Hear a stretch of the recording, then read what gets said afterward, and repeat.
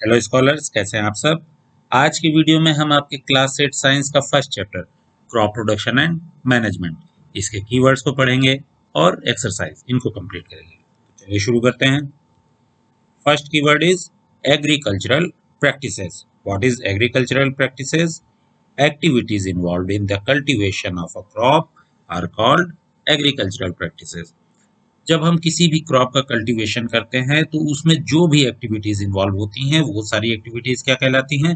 Agricultural practices कहलाती हैं। इसमें आप फर्दर और भी ऐड चीजें पॉइंट्स ऐड कर सकते हैं, जैसे कौन कौन सी एक्टिविटीज इन्वॉल्व हो रही हैं।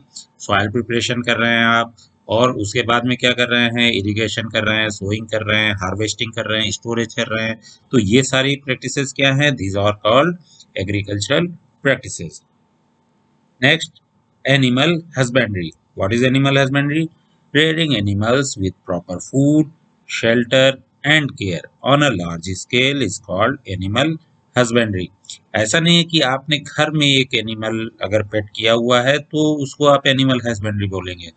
किसको बोलेंगे? जब आप एक लार्ज स्केल पे एनिमल्स को रेयर करते हैं, उनको प्रॉपर फूड देते हैं, शेल्टर देते हैं, उनकी केयर करते हैं, तो हम उसको एनिमल हस्बेंड्री करते हैं। और ये हम किस लिए करते हैं? क्योंकि हम फर्दर उनसे कुछ ना कुछ ले रहे होते हैं। सपोज आपके एनिमल हस्बेंड्री इस तरीके से कर रहे हैं कि काउज हैं, बफेलोज हैं, तो आप क्या कर रहे हैं? आप उनसे मिल्क ले रहे हैं। या हेन है तो आप उनसे एग ले रहे हैं। फिश हैं तो क्या कर रहे हैं? आप उनसे क्या कर रहे हैं कि फिशेस को रेयर करके क्या कर रहे हैं कि फिश को एज ए मीट यूज कर रहे हैं आप अपने फूड में। Next, crop. Plants of the same kind cultivated at one place on a large scale are called a crop. जब एक ही तरीके का प्लांट लार्ज स्केल पर प्रोड्यूस किया जाता है, कल्टीवेट किया जाता है, तब हम उसको क्रॉप बोलते हैं। एक सिंगल प्लांट अगर वीट का आपने अपने फ्लावर पॉट में घर में लगाया है तो that is not a crop. आपने पूरे खेत में, एक बड़ी सी फील्ड में सेम काइंड का प्लांट, सपोज आपका वीट का प्लांट है, एक लार्ज स्केल पे जब आप उसको प्लांट कर रहे हैं, उसका कल्टीवेशन कर रहे हैं, then we will call it a crop.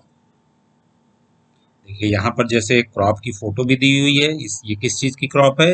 ये वीट का फील्ड है। यहाँ पर हमने वीट की क्रॉप ग्रो की हुई है। Next, fertilizer. What is fertilizer? Fertilizers are chemicals that are rich in particular nutrients and added to the soil for the healthy growth of crop.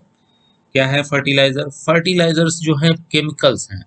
ये केमिकल क्या होते हैं? जो आपके सॉइल में न्यूट्रिएंट्स की कमी है उनको पूरा करने के लिए सॉइल में ऐड किए जाते हैं। और हर एक फर्टिलाइजर एक पर्टिकुलर न्यूट्रिएंट में रिच होता है। Okay, fertilisers are made in factories. जैसे यहाँ पर कुछ फोटोग्राफ भी दी हुई हैं फर्टिलाइजर्स की, जैसे ये है यूरिया, इसके अलावा ये है ammonium sulphate, super phosphate, potash and NPK. अब क्या है? ये डिफरेंट डिफरेंट फर्टिलाइजर्स यूज किए जाते हैं आपके सॉइल में जिस भी न्यूट्रिएंट की डेफिशिएंसी है उसको पूरा करने के लिए। ओके, तो ये फैक्ट्री में बनते हैं और ये केमिकल्स के थ्रू बनाए जाते हैं। Next, granaries. What is granaries? Granaries are storehouse to store the grain and protect them from pests, rats and insects. Granaries क्या है? ग्रेनरीज बड़े बड़े स्टोर हाउसेज हैं जहां हम अपने ग्रेन्स को रखते हैं। ऐसा क्यों करते हैं कि ग्रेनरीज में रखते हैं? क्योंकि वहां पर हम उनको पेस्ट से, रैट से, इंसेक्ट से, इन सब से बचाने की कोशिश करते हैं। यहाँ पर देखिए एक फोटो में आपके जो टेक्स्ट बुक है उसमें इस तरीके की फोटो भी दी हुई है ग्रेनरी की। यहाँ हमने क्या किया है? यहाँ जो ग्रेन्स है, सपोज हमारे व्हीट ग्रेन्स हैं जो, तो उनको हमने जूट के बैग में रख करके इन ग्रेनरीज में रखा हुआ है। यहाँ पर हम ऐसा एटमॉस्फेयर रखते हैं ताकि पेस्ट वगैरह यहाँ ना लग सके। मीन्स थोड़ा सा ड्राई होता है और मॉइस्चर नहीं होता है, और इस तरीके का कई जगह पर केमिकल ट्रीटमेंट भी किया जाता है ताकि रैट्स वगैरह, इंसेक्ट्स वगैरह वहां ना डेवलप हो सके। Next, harvesting. What is harvesting? Harvesting is the cutting of the mature crop manually और बाय मशीन्स। जब हम कोई क्रॉप ग्रो करते हैं तब क्या होता है? क्रॉप ग्रो होने के बाद एक स्टेज ऐसी आती है जब हमारी क्रॉप जो है पूरी तरीके से मैच्योर हो चुकी है, जिसको हम बोलते हैं कि फसल जो है पक के तैयार है। अब जब फसल पक के तैयार है तब क्या करेंगे? उस फसल को काटा जाएगा, तो यही जो है प्रोसेस ये हार्वेस्टिंग कहलाता है। कैसे होता है? मैनुअली भी होता है। देखिए इस फोटोग्राफ में क्या है कि कुछ लोग हैं जो है मैनुअली क्रॉप को काट रहे हैं, ओके। और इसके अलावा मशीन्स के भी थ्रू होता है, जैसे ये दूसरी फोटोग्राफ है, इसमें जो मशीन यूज हो रही है that is called a combine machine. Combine machine क्या कर रही है? हार्वेस्टिंग कर रही है, आपकी क्रॉप को कट भी कर रही है और साथ ही साथ थ्रेशिंग करके आपके ग्रेन्स को निकाल भी रही है। थ्रेशिंग क्या होता है अभी आगे कीवर्ड आएगा तब हम आपको बताएंगे। Next, irrigation. What is irrigation? The supply of water to crops at appropriate intervals is called irrigation. जो भी क्रॉप हमने ग्रो जो भी क्रॉप हम ग्रो करना चाह रहे हैं अपने फील्ड में, उसको वाटर की भी जरूरत है। तो क्या होता है कि वाटर भी उनको प्रॉपर इंटरवल पे दिया जाता है। ये किस पे डिपेंड करता है? ये डिपेंड करता है कि वेदर कैसा है, क्रॉप किस टाइप की है, सॉइल किस टाइप की है, इन सब चीजों पे, ओके। कई बार क्या होता है कि हो सकता है डेली उसमें वाटरिंग की जरूरत हो, कई बार हो सकता है 2 दिन में 3 दिन में जरूरत हो। तो एक अप्रोप्रिएट इंटरवल पे, सपोज किसी क्रॉप को हर 2 डेज पे वाटर की जरूरत है, तो क्या हो रहा है हर 2 दिन के बाद आप उसमें पानी सप्लाई कर रहे हैं, तो ये क्या कहलाएगा? This process is called irrigation. Different different methods हैं। देखिए यहाँ पर पहले फिगर में क्या दिखाया हुआ है, एक बड़े से पाइप के को डिफरेंट डिफरेंट होल्स कर दिए गए हैं और ये फर्दर क्यारी बनी हुई है जो पर्टिकुलर पतली पतली सी नाली टाइप की बना दी, उनके थ्रू पानी बह के जा रहा है और पूरी क्रॉप को पानी पहुंच रहा है। दूसरे फिगर में देखिए स्प्रिंकलर सिस्टम है, फव्वारे टाइप की जो है हमने यहाँ पर सिस्टम बनाया हुआ है जिसके थ्रू जो हम इरिगेशन कर रहे हैं। तीसरा जो है वो बहुत ही इंपॉर्टेंट है, इसमें मिनिमम वाटर यूज होता है, वाटर वेस्टेज नहीं होता है, this is called drip irrigation. Okay, drip irrigation क्या होता है अभी हम आगे जानेंगे भाई। Next, kharif. What is kharif? The crops which are grown in the rainy season are called kharif crops. देखिए हमारे यहाँ मेनली 2 तरीके की क्रॉप ग्रो होती हैं जो सीजन पे डिपेंड्स है, एक खरीफ और रबी। अभी हम खरीफ की बात कर रहे हैं। खरीफ क्रॉप वो होती है जो रेनी सीजन में हम ग्रो करते हैं, okay. Paddy, maize, soybean, groundnut and cotton are kharif crop, okay. तो ये जो रेनी सीजन है ये कब से स्टार्ट होता है? ये जून से स्टार्ट होता है और हमारा हमारा सितंबर अक्टूबर एंड तक जाता है। तो इस जो पर्टिकुलर टाइम है, इस समय जो हम क्रॉप ग्रो करते हैं वो सब हमारी खरीफ की क्रॉप कहलाती है, ओके। इसमें कौन कौन सी हो गई? पैडी हो गई, सोयाबीन हो गया, पी हो गया, कॉटन हो गया, पीस, ग्रीन ग्राम, ये सब हमारी खरीफ की क्रॉप है। Next, manure. What is manure? Manure is a natural substance obtained from the decomposition of plant or animal waste. Manure क्या है? ये एक नेचुरल सब्सटेंस है, ओके, जिसको हम ऑर्गेनिक इसको क्या बोल सकते हैं? ऑर्गेनिक मैन्योर बोल सकते हैं। क्यों? क्योंकि ये नेचुरली बन रहा है। क्या हो रहा है? जो प्लांट्स हैं, एनिमल्स हैं, इनके वेस्टेज हैं, मीन्स एनिमल डंग, काउ डंग, इनके इनसे क्या हो रहा है? इनका डिकम्पोजिशन हो रहा है। प्लांट के वेस्टेज हैं, इनका डिकम्पोजिशन हो रहा है। डिकम्पोजिशन होने के बाद में जो तैयार हो रहा है that is called manure. It is rich in humus. Next, plough. What is plough? Plough is a tool used to turn or tilling the soil in fields during soil preparation. Plough क्या होता है? देखिए यहाँ figure के भी through समझाने की कोशिश की है। जो हमारी एग्रीकल्चरल प्रैक्टिसेस थी उसमें सबसे पहला पॉइंट क्या था? सबसे पहले हमको सॉइल ही प्रिपेयर करनी है। सॉइल प्रिपेयर कैसे करनी है? जो हमारी फील्ड की सॉइल है वो हार्ड हो जाती है। हार्ड हो गई है, आपको क्रॉप ग्रो करनी है, तो सबसे पहले हमें सॉइल को सॉफ्ट करना पड़ता है, मींस उसको लूज करना पड़ता है। लूज करने के लिए हम प्लॉ यूज करते हैं। प्लॉ क्या करता है? इस तरीके का एक अटैचमेंट होता है, इसमें ये एक लकड़ी की शाफ्ट है, इसको हम प्लॉ शाफ्ट बोलते हैं। ये लास्ट वाला portion this is called plough share. ये प्लॉ शेयर हम इस फील्ड के अंदर में जब ले करके इसको किसी बुल या किसी और एनिमल्स के थ्रू जब हम लेकर के चलते हैं तब क्या होता है? ये मिट्टी के अंदर गड़ा हुआ आगे बढ़ेगा तो मिट्टी को उखाड़ता है, मींस जब उस डेप्थ में जाएगा तो मिट्टी को वहां से क्या करेगा कि वहां से मिट्टी को पलटने की कोशिश करेगा, तो उससे क्या होगा कि सॉइल वहां की लूज होगी। तो सॉइल प्रिपरेशन में ये यूज होता है। नेक्स्ट रबी, जिस तरीके से खरीफ की क्रॉप थी मैंने उसी समय बताया था कि हमारे यहाँ दो मेनली क्रॉप्स हैं, एक खरीफ एक rabi. Crop which are grown in the winter season are called rabi crops. जो क्रॉप्स हम विंटर के सीजन में ग्रो करते हैं उनको हम रबी की क्रॉप करते हैं। Okay, wheat, gram, pea and mustard are rabi crop. ठीक है, वीट है, ग्राम है, पोटैटोज हैं, ये सब हमारी रबी की क्रॉप हैं, ये सब हमारी विंटर में ग्रो करते हैं। Next seeds.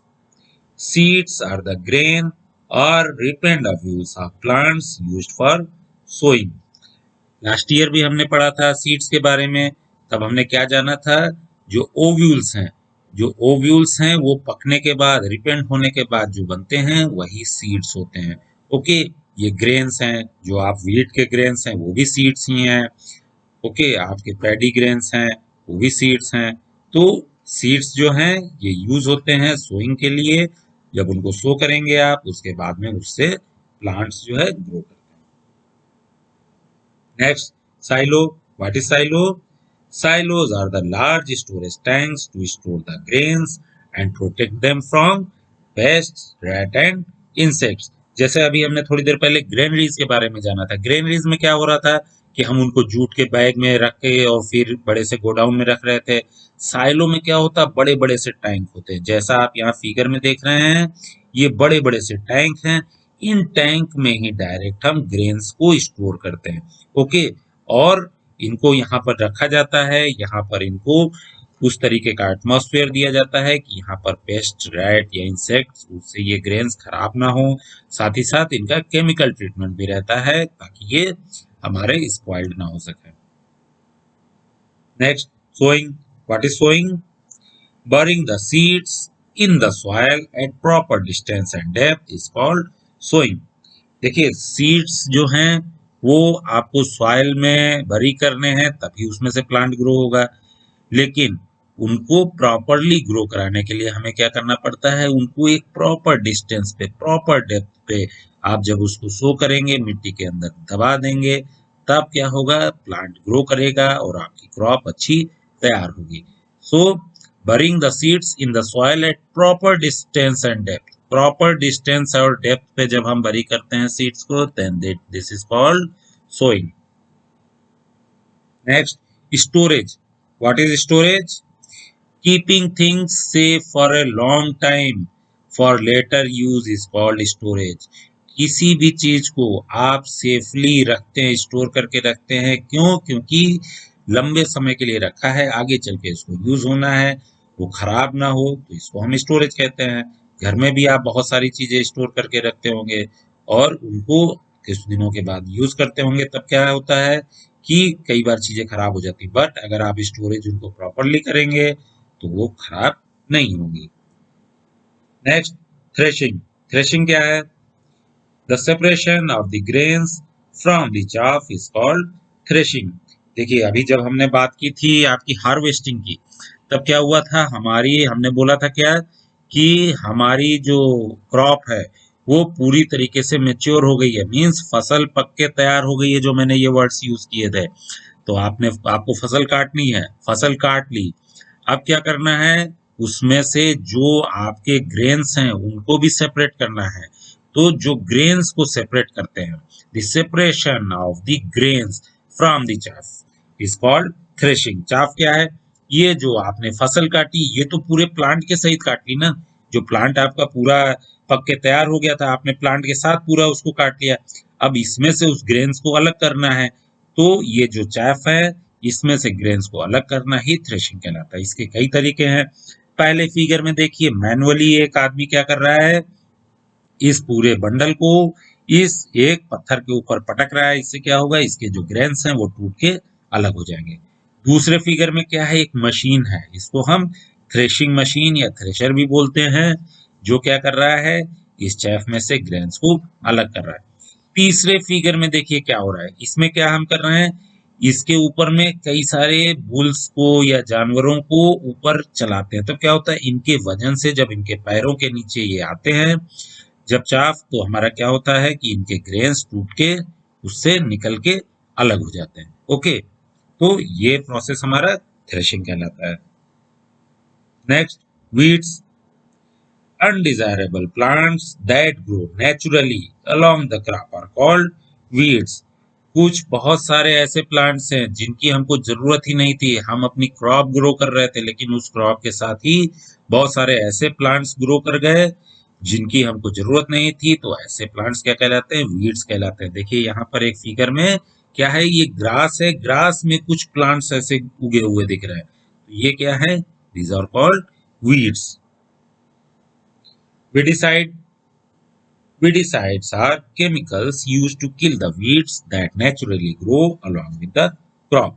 अब जो weeds जो रिक्वायर्ड प्लांट नहीं थे, अपने आप ग्रो कर गए थे, उनको किल करने के लिए कुछ केमिकल्स आते हैं मार्केट में, दैट आर कॉल्ड वीडिसाइड्स।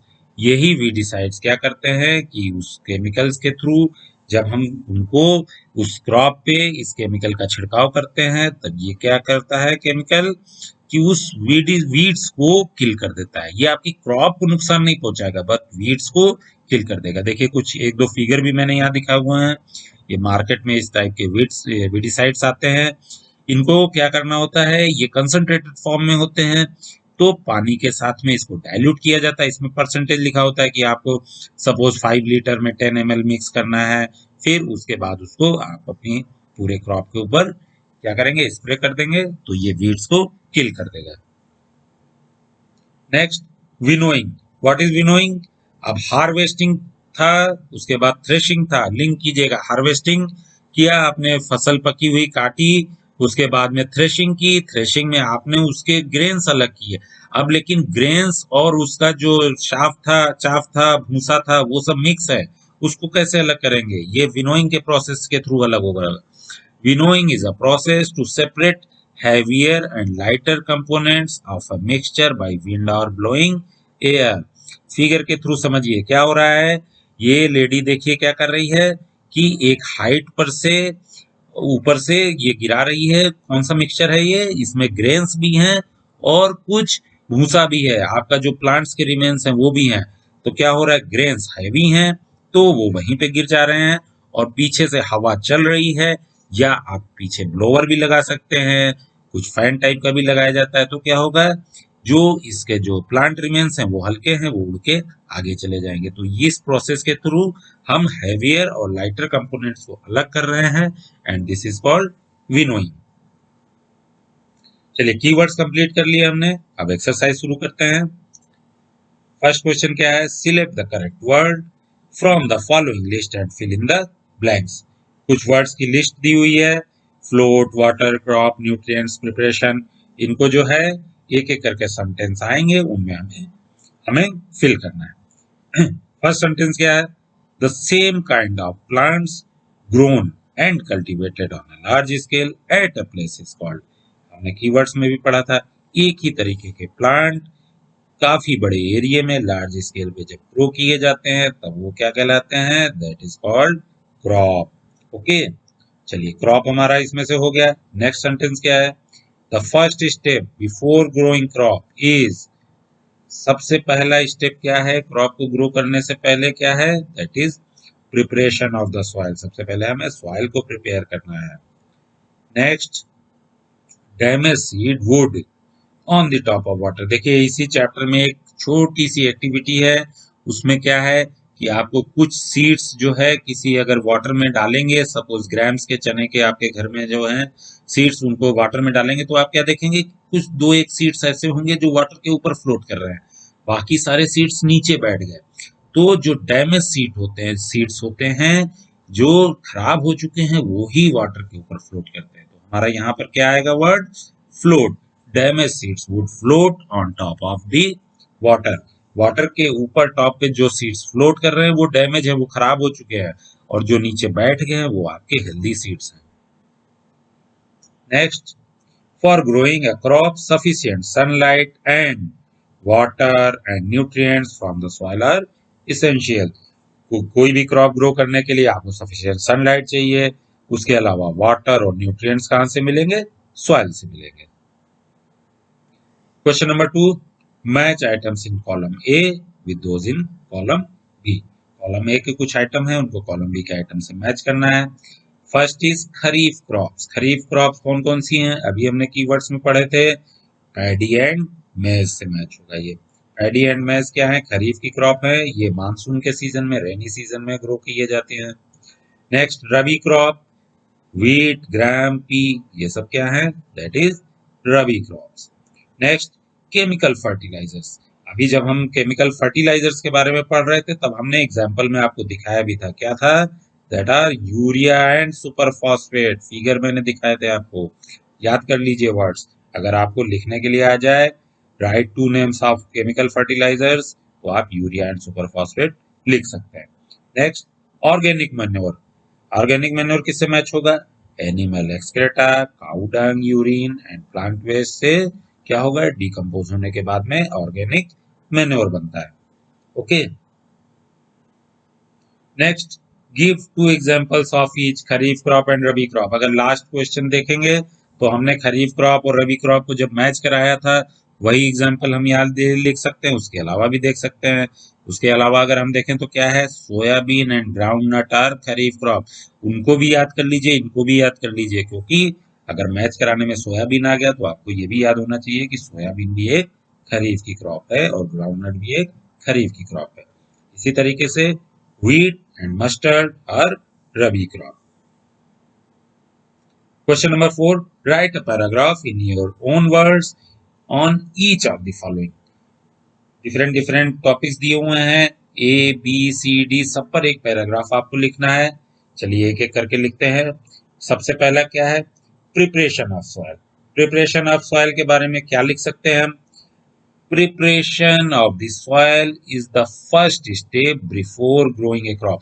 देखिए बहुत बड़ा आंसर समझ के डर मत जाइएगा, अगर आप इसको अच्छे से समझ लेंगे तो अपनी ओन लैंग्वेज में आप एग्जाम्स में लिख सकते हैं। अभी आप अपने नोटबुक में लिखने के लिए यहाँ से भी लिख सकते हैं, बट इसको समझना सबसे जरूरी। प्रिपरेशन ऑफ सॉइल सबसे पहला स्टेप है किसी भी क्रॉप को ग्रो करने का, तो पहला सेंटेंस तो हमारा यही हो गया। दूसरा सेंटेंस हम क्या लिखेंगे? Manure and water are added to the soil if needed, and plowing of soil is done to lose and turn the soil. Preparation करना है सॉइल का तो कैसे प्रिपेयर करेंगे? अगर जरूरत है तो शुरू में ही मैन्योर और वाटर भी ऐड किया जाता है। कब? जब सॉइल को हम प्लॉइंग कर रहे हैं, उसको लूज कर रहे हैं और टर्न कर रहे हैं। ओके, तो क्या क्या होता है जब हम उसको लूज करते हैं, टर्न करते हैं, तब क्या होता है? बड़े बड़े से उसके क्लम्प्स बन जाते हैं। फिर उन क्लम्प्स का क्या करना है? Big clumps of the soil got broken and levelling of the soil is done. जो बड़े बड़े क्लम्प्स बने हैं उनको भी तोड़ करके सॉइल को हम लेवल करते हैं। Soil is then moistened. उसके बाद सॉइल को मॉइस्चन करते हैं, थोड़ा सा पानी डालते हैं। Now the soil is ready for sowing the seeds. Stepwise अगर आपने इसको समझा है तो आपको ये आंसर बिल्कुल भी बड़ा नहीं लगेगा, आप बहुत इजीली लिख लेंगे। सबसे पहला क्या है? सबसे पहला सेंटेंस हमारा यही है कि हमारा preparation of soil he first stage है क्रॉप को ग्रो करने का। दूसरा सेंटेंस क्या होगा? मैन्योर और वाटर भी अगर जरूरत है तो ऐड करेंगे प्लॉइंग करने के समय। प्लॉइंग क्यों कर रहे हैं? क्योंकि सॉइल को लूज करना है, टर्न करना है। जब प्लॉइंग करते हैं तो उसके बड़े बड़े से क्लम्प बन जाते हैं सॉइल के, उन क्लम्प्स को तोड़ करके सॉइल को लेवल करते हैं। जब सॉइल लेवल हो गई तो थोड़ा सा उसको मॉइस्चन कर दिया, मॉइस्चन कर दिया। अब लास्ट सेंटेंस हमारा क्या हो गया? Now the soil is ready for sowing the seeds. Okay, B sowing. अब सोइंग क्या है? burying the seeds in the soil at proper distance and depth is called sowing। याद कीजिए कीवर्ड में अभी हमने यही सेंटेंस यूज किया था, अगर वहां याद कर लिया तो यहाँ भी सेम सेंटेंस लिख देंगे। ओके, सोइंग की डिफिनेशन लिख दी हमने। अब क्या लिखना है? क्योंकि पैराग्राफ थोड़ा सा लिखने के लिए बोला गया इसलिए एक सेंटेंस में खत्म नहीं कर सकते, नंबर आपको पूरे चाहिए। फिर क्या लिखेंगे? Before sowing good quality clean and healthy seeds are selected. ये ऐड कीजिए। सोइंग करना है तो सबसे पहले हमको जो भी सीड्स हैं उनको सिलेक्ट करना है, अच्छी क्वालिटी के सीड्स हम सिलेक्ट करें। Okay, sowing can be done through a traditional funnel shape tool और बाय सीड ड्रिल्स। अब सोइंग कैसे होती है? देखिए पुराने तरीके थे, फनल शेप के टूल्स भी थे, या आजकल सीड ड्रिल्स भी आ गए हैं, इनके थ्रू सोइंग की जाती है। After sowing, seeds should be covered by soil so that it cannot be eaten by birds. अब सीड्स आपने सॉइल में डाल दिए, अब उनको वापस अगर सॉइल से कवर नहीं किया तब क्या होगा, एक तो प्लांट ग्रो भी नहीं होंगे अच्छे से, और दूसरे जो सीड्स अगर ऐसे ही पड़े हुए हैं तो जो बर्ड्स हैं, ओके, वो क्या करेंगी, वो सारे सीड्स जो आपने ग्रेन्स डाले हैं वो सब खा जाएंगी। आपने जितनी सीड्स डाले थे आपको उसकी 1/4 1/10 भी शायद क्रॉप ना मिले, तो आपको उसको सीड्स को सॉइल से कवर भी करना है। तो ये सारी अगर आप चीजें समझ जाएंगे अच्छे से तो इनको अपने वर्ड्स में लिख लेंगे। Next, weeding. What is weeding? Removal of unwanted plants grown naturally during the cultivation of a crop is called weeding. देखिए weeds हमने पढ़ा था जो नेचुरली ग्रो हो जा रहे थे प्लांट जो अनवांटेड थे, दैट आर कॉल्ड वीड्स। अब इन्हीं वीड्स को रिमूव करने का तरीका क्या होता है, दैट इज कॉल्ड वीडिंग। तो पहला सेंटेंस ये हमारा हो गया, removal of unwanted plants grown naturally during the cultivation of A crop is called weeding. अब वीडिंग के बारे में तो लिख दिया, पैराग्राफ आपको कंप्लीट करना है तो थोड़ा वीड्स के बारे में लिख देते हैं। वीड्स क्या है? Weeds share the water, nutrients, space and light of A crop and effect it's growth. Weeds क्या नुकसान पहुंचाते हैं? जो आपकी क्रॉप है उसके जो वाटर मिलना है, उसे न्यूट्रिएंट्स मिलना है, स्पेस मिलना है, सनलाइट मिलना है, क्रॉप के साथ ही ग्रो कर गए तो सारी वाटर, न्यूट्रिएंट, स्पेस सब सॉइल से वो शेयर कर रहे हैं ना, तो जब शेयर कर रहे हैं तो क्रॉप को भी इफेक्ट होगा, उनकी ग्रोथ को इफेक्ट होगा। Weeding can be done manually by uprooting or cutting the weeds, or chemicals called weedicides can be used to kill them. Weeds के बारे में लिख दिया, weeding के बारे में लिख दिया। weeding कैसे की जाती है ये भी एक सेंटेंस लिख दीजिए। कैसे होती है? मैनुअली भी हो सकती है, आप उनको जड़ से ही उखाड़ दें या काट दें, या इसके अलावा हमने जो वीडिसाइड्स अभी कीवर्ड्स में पढ़ा था, वीडिसाइड्स केमिकल्स आते हैं, उन केमिकल्स का स्प्रे करके आप उन वीड्स को किल कर सकते हैं। B. Threshing. What is threshing? The separation of the grains from the stalks is called threshing. अभी हमने जब थ्रेशिंग कीवर्ड्स में पढ़ा था वहां भी जाना था, जो ग्रेन्स हैं उनको चाफ से या स्टाक्स, चाफ स्टाक सब एक ही है, इनसे अलग करने को हम थ्रेशिंग बोलते हैं। In this process the stalks are beaten to free the grain seeds. जैसे हमने वहां देखा था फिगर में, मैनुअली कैसे वो आदमी कर रहा था, उनको पटक पटक के ग्रेन को अलग कर रहा था। तो इसको हम एक सेंटेंस में लिख सकते हैं, sometimes threshing is done with the help of bullocks. दूसरे फिगर में हमने ये भी देखा था, बुलक्स के थ्रू भी थ्रेशिंग हो रही थी, तो एक सेंटेंस हम ये भी लिख सकते हैं। थर्ड सेंटेंस क्या लिखेंगे? Thresher machines are also used to thresh large quantity of grains. ये भी हमने कीवर्ड्स के समय ही पढ़ लिया था, समझ लिया था। थ्रेशर मशीन्स भी यूज होती हैं जब हमारी क्वांटिटी काफी ज्यादा है, ओके, तो थ्रेशर मशीन्स लार्ज क्वांटिटीज में यूज की जाती है। क्वेश्चन नंबर 4 कंप्लीट हो गया। Question number 5, explain how fertilisers are different from manure. Fertilisers जो हैं वो मैन्योर से कैसे डिफरेंट हैं? Fertilisers are different from manure in following manners. Fertilisers और मैन्योर कॉलम बना करके हम टेबल में दिखेंगे। Fertiliser is man made and made in factories. Fertilisers जो है मैन मेड है, हम लोग उसको बनाते हैं, केमिकल्स के थ्रू बनता है और ये फैक्ट्रीज में बनता है। इसके अपोजिट मैन्योर क्या है? Manure is natural and can be made in fields as decomposition of cattle dung and dead plants. Manure क्या है? वो नेचुरली बनता है और इसको हम अपने खेतों में भी बना सकते हैं। कैसे? एक छोटी सी पिट बनाइए, गड्ढा खोदिए, उसमें आपके कैटल्स हैं, काऊ, बफेलो, इनके डंग डालिए, कुछ डेड प्लांट्स डालिए और वो जब डिकम्पोज होंगे तो मैन्योर तैयार हो जाएगा। Second point, fertiliser is rich in nutrient but can not provide humus to soil. Fertilisers क्या होते हैं? वो केमिकल्स के थ्रू बनते हैं, न्यूट्रिएंट्स तो उनमें खूब होते हैं बट वो आपके सॉइल को ह्यूमस प्रदान जो है वो नहीं दे पाते हैं। Manure is relatively less in nutrients but provide a lot of humus to the soil. Manure जो है वो फर्टिलाइजर के रिस्पेक्ट में उसमें न्यूट्रिएंट्स जो है कुछ कम है बट वो खूब सारा ह्यूमस भी देते हैं। ह्यूमस क्या है? वो ब्लैक कलर की जो सॉइल आप देखते हैं ना, जो डेड लीव्स और डेड प्लांट्स रिमेन्स, इनके डिकम्पोजिशन के बाद वो जो ब्लैक कलर की सॉइल बनती है, दैट इज कॉल्ड ह्यूमस। तो फर्टिलाइजर में ह्यूमस नहीं मिलता। Use of fertiliser make the water pollution. Fertiliser से वाटर पोल्यूशन होता है। फर्टिलाइजर क्या है? केमिकल से बन रहे हैं, वही केमिकल वाटर में मिक्स हो रहा है, और वही वाटर सीपेज के थ्रू, परकोलेशन के थ्रू क्या हो रहा है? आपके ग्राउंड वाटर में मिक्स हो जा रहा है, तो उससे ग्राउंड वाटर पॉल्यूट हो जाता है। Manure does not create any pollution. Manure से कोई भी वाटर पोल्यूशन नहीं होता है। ओके, तो फर्टिलाइजर और मैन्योर के अगर जो डिफरेंसेस आप देखेंगे तो आप ये जानेंगे कि हमें मैन्योर को ज्यादा यूज करना चाहिए और फर्टिलाइजर्स का यूज कम करना चाहिए। Question number 6, what is irrigation? Describe two method of irrigation which conserve water. Irrigation हमने कीवर्ड में भी पढ़ा था। Okay, the supply of water to crops at appropriate interval is called irrigation. वहां के डेफिनेशन याद कर लीजिए, यहाँ भी वही लिख दीजिए। ओके, अब टू मेथड्स लिखने हैं। Two methods of irrigation that conserve water are sprinkler system. पहला है स्प्रिंकलर सिस्टम, उसके बारे में भी थोड़ा सा लिखेंगे क्योंकि उसने डिस्क्राइब करने के लिए बोला है। स्प्रिंकलर सिस्टम क्या है? इन this system water is sprinkled on the crop through nozzles fitted on the pipe. Different different pipe हम पूरे खेत में फैला देते हैं, उन पाइप में नोजल्स लगे होते हैं, उन नोजल्स के थ्रू वाटर जो है स्प्रिंकल होके क्रॉप के ऊपर जाता है।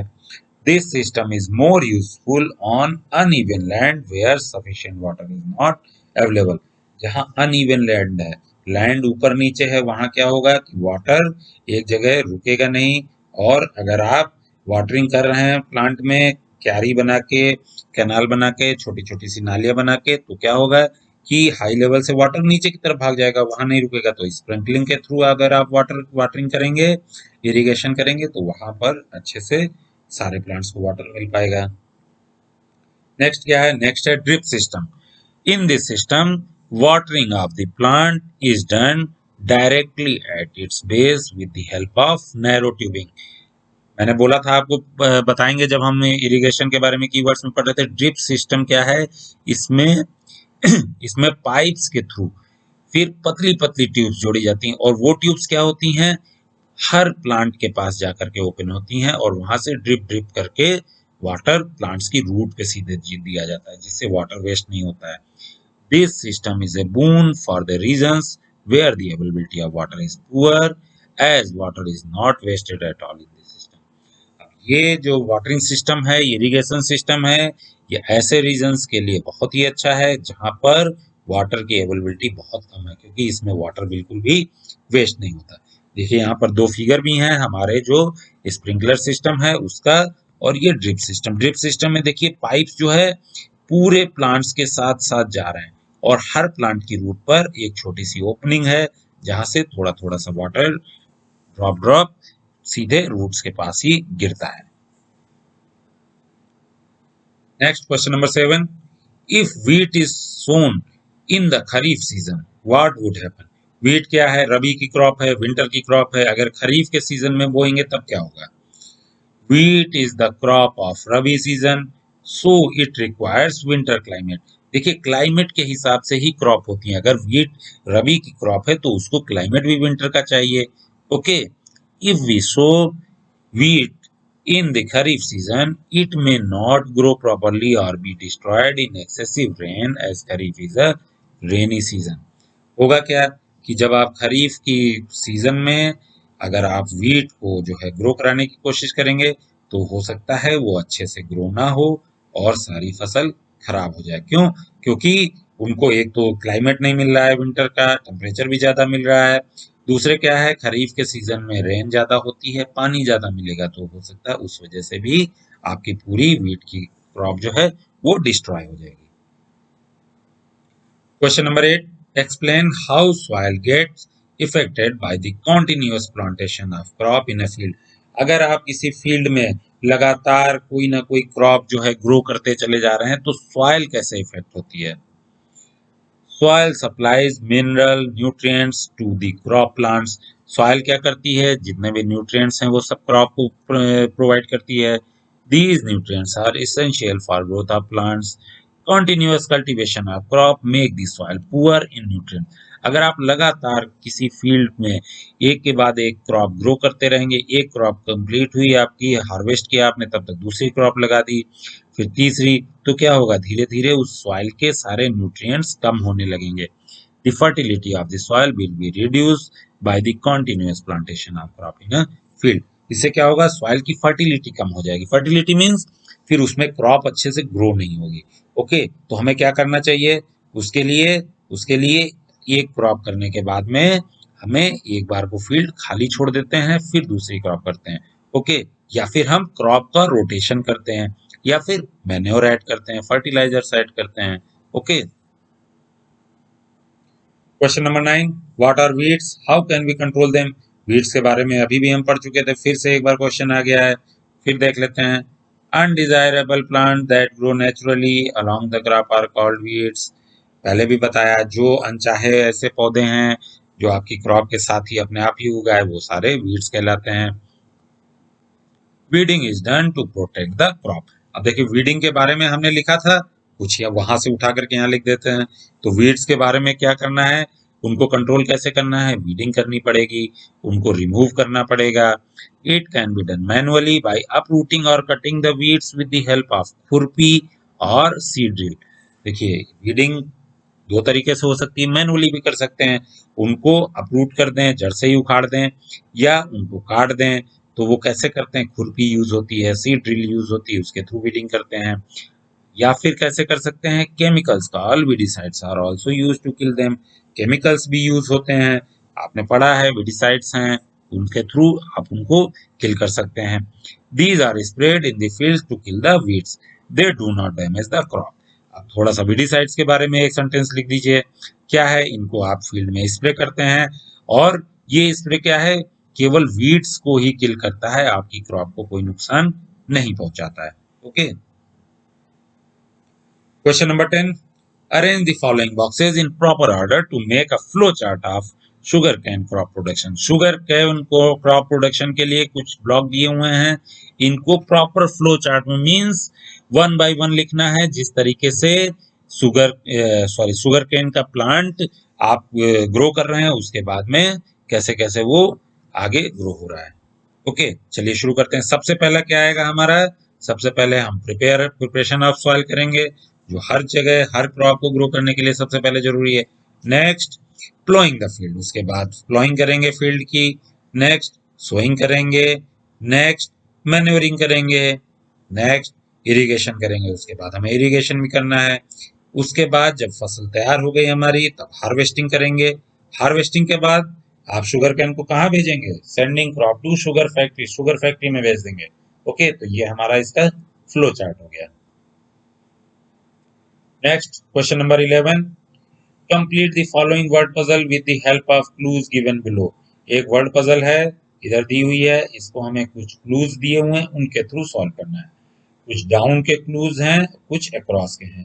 पहला हम देखते हैं क्या है, providing water to the crop. जो क्रॉप्स को हम वाटर प्रोवाइड करते हैं, दैट इज, फर्स्ट आई से स्टार्ट हो रहा है, क्या होगा, that is called irrigation. Okay. Next, two keeping crop grains for a long time under proper condition. Two, crop grain को काफी समय के लिए आपको रखना है लार्ज स्केल पे, दैट इज कॉल्ड, एस से स्टार्ट हो रहा है, स्टोरेज. उसके बाद में क्या है, certain plants of the same kind grown on a large scale. एक ही तरीके का प्लांट आप लार्ज स्केल पे ग्रो कर रहे हैं, क्या होगा, 5 नंबर सी से स्टार्ट हो रहा है, हमने अभी तक कई बार इसको पढ़ लिया, that is called crop. Okay, तो ये हमारे डाउन वाले वर्ड्स हो गए. अब हम अक्रॉस के देखते हैं. अ machine used for cutting the matured crop. जो फसल आपकी मैच्योर्ड हो गई है, पक के तैयार हो गई, उसको काटने के लिए जो मशीन यूज होती है, 3 नंबर एच से स्टार्ट हो रहा है, that is called harvester. Harvester आपने सुना भी होगा और देखा भी होगा. Next, a rabi crop that is also one of the pulses. एक रबी क्रॉप है जो एक पल्स भी है, 4 नंबर जी से स्टार्ट हो रहा है. Okay, that is gram. ग्राम क्या है, एक पल्स भी है और ये रबी की क्रॉप है. Okay. Next, a process of separating the grain from the chaff. जो हम चाफ से ग्रेन को सेपरेट कर रहे हैं दैट इज कॉल्ड विनोइंग। जो आपका विनोइंग के थ्रू आप क्या कर रहे थे, जो आपके ग्रेन्स हैं उनको जो प्लांट रिमेन्स हैं उनसे अलग कर रहे हैं। ओके, तो ये क्वेश्चन हमारे इस एक्सरसाइज का लास्ट क्वेश्चन था। चैप्टर 1 के कीवर्ड्स, एक्सरसाइज ये सब हमने कंप्लीट कर लिए। होपफुली आपको पूरे चैप्टर के सारी डिटेलिंग भी समझ में आ गई होगी और आपके नोटबुक वर्क भी कंप्लीट हो गया होगा। ओके, मिलेंगे नेक्स्ट वीडियो में। Till then bye.